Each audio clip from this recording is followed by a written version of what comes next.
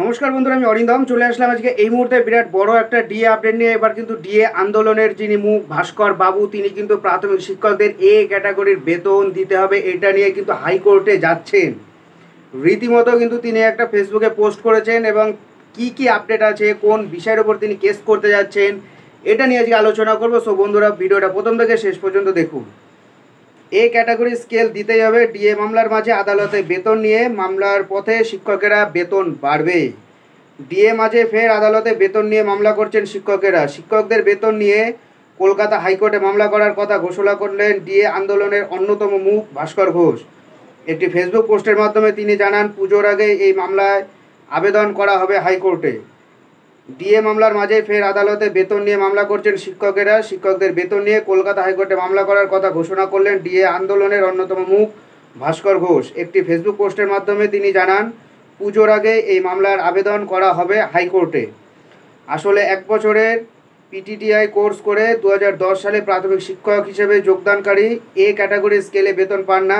এ নিয়ে ভাস্কর ঘোষ ঘোষণা করলেন, পিটিটি করে 2010 সালে সরকারি শিক্ষক হিসেবে যোগদানকারী যাতে এ ক্যাটাগরি স্কেলে বেতন পান, তার দাবিতে কলকাতা হাইকোর্টে পুজোর আগেই মামলা করা হবে।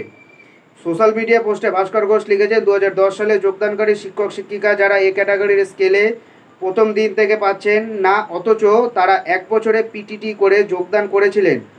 উস্তি United Primary Teachers Welfare Association মনে করেন, প্রথম দিন থেকেই আপনাদের এ ক্যাটাগরি স্কেল বেতন পাওয়া উচিত। তিনি আরও লেখেন, বর্তমান এবং পূর্ববর্তী দুটি সরকারই আপনাদের প্রতি অন্যায় করছে। আমরা দীর্ঘদিন ধরে এই বিষয়ে মামলা করার প্রস্তুতি নিয়ে রেখেছি, কিন্তু 2006 সালে জটিলতার জন্য এই মামলাকে নিয়ে এগোনো হয়নি।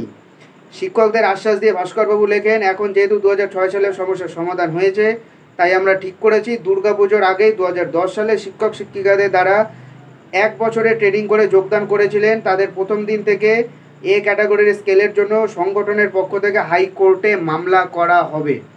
অর্থাৎ 2010 সালের পর থেকে যারা পেয়েছে, এদের বিরুদ্ধে নাকি অন্যায় করা আছে, যারা 1 বছরে পিটিটিআই করেছে, অন্যায় করা হয়েছে। এই জন্য কিন্তু তিনি কিন্তু আবার হাইকোর্টে যাচ্ছেন। এবার কবে যাবে, কী এ টু জেড আলোচনা করবে, এখনও পর্যন্ত সে আপডেটটা আসেনি।